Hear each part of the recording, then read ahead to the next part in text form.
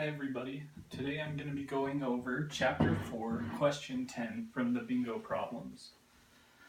So, I'll start out by reading the problem. It says, a dock worker applies a constant horizontal force of 80 newtons to a block of ice on a smooth horizontal floor.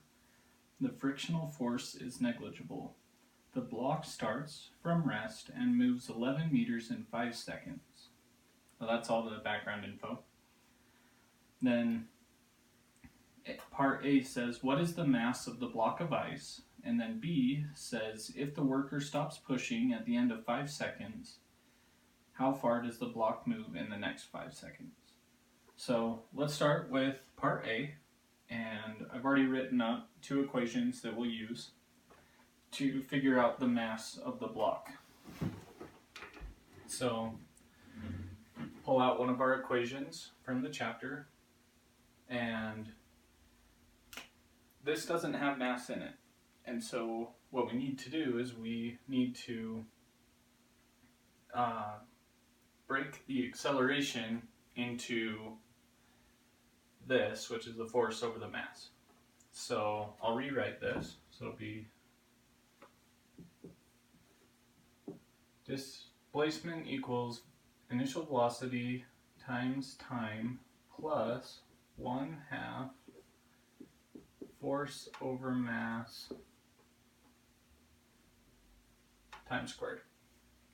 So now that we have mass in our equation, we're one step closer to being able to find the mass of that block. So now we go back to the problem and we look at all the information that's given to us. So we know that the total distance or displacement is 11 meters. So starts at, the D is 11, and then it says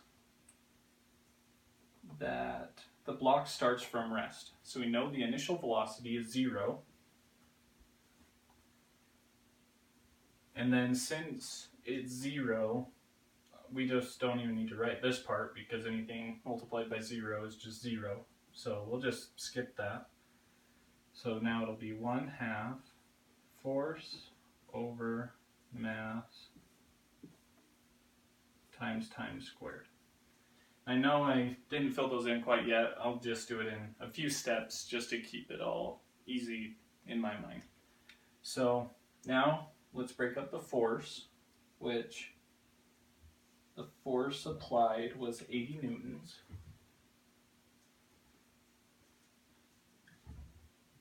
The mass we don't know, that's what we're looking for.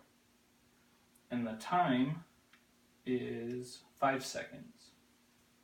So 5 squared, let's just say 25.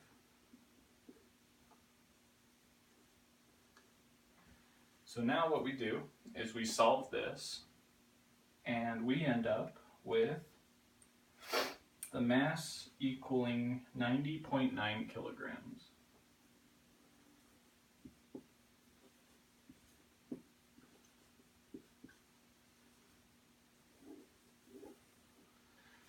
And so that's it for part A.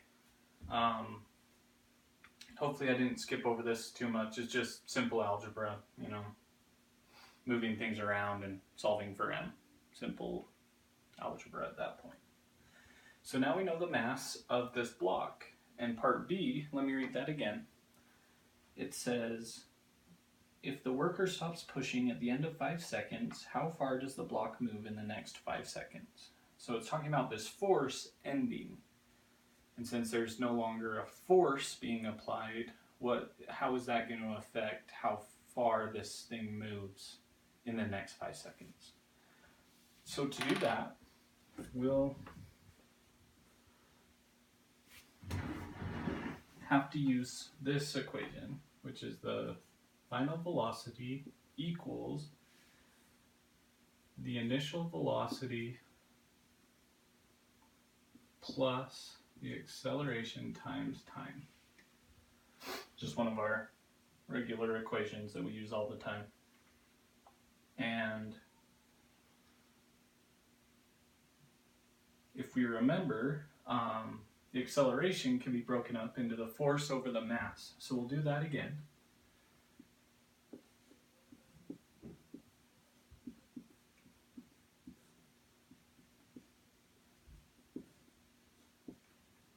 and then we'll solve for the final velocity. So this is looking for the final velocity after those first 5 seconds.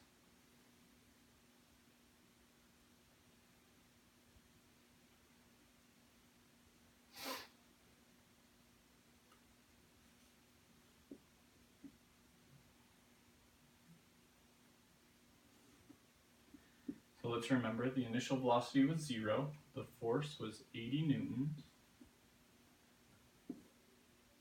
The mass, which we figured out in part A, is 90.9 kilograms. And the time is 5 seconds.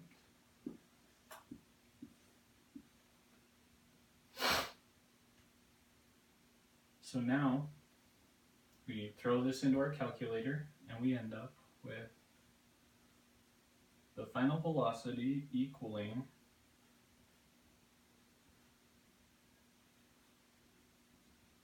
4.4 meters per second. And so now we know the final velocity after those first 5 seconds. But part B wasn't asking for the final velocity, it was asking for how far that displacement or distance goes in the next 5 seconds. And so what do we know at this point? We know how fast it's going at the end, we know the mass, we know a whole bunch of stuff. And so as we think through this logically, if there's no longer a force being applied and it's a frictionless surface, that velocity is going to stay the same. So this final velocity will stay the same at the end of those next 5 seconds after that push was stopped. Since there's no friction and it said to not worry about any other forces. So since it's the same, now all we need to do is multiply the velocity by that time period that we're looking for, which is 5 seconds. And so the distance, or displacement, is going to equal 4.4 meters per second times 5 seconds. And the seconds will cancel and we'll end up with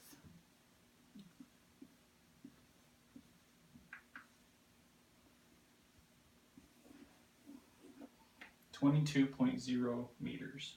So, as a quick overview of what we just did, we used one of our equations, actually two of our equations, to find the mass of the block of ice. Once we found that, we were able to do part B, which had to deal with the final velocity as that push was, or that force was being exerted, and then using the logic and what we know about forces and velocity, we were able to figure out the distance that that block would go under those conditions of no friction and or any other forces acting on it. We were able to find out the distance that it would travel within the next 5 seconds. So I hope you enjoyed watching, hope you learned something. I'll see you next time.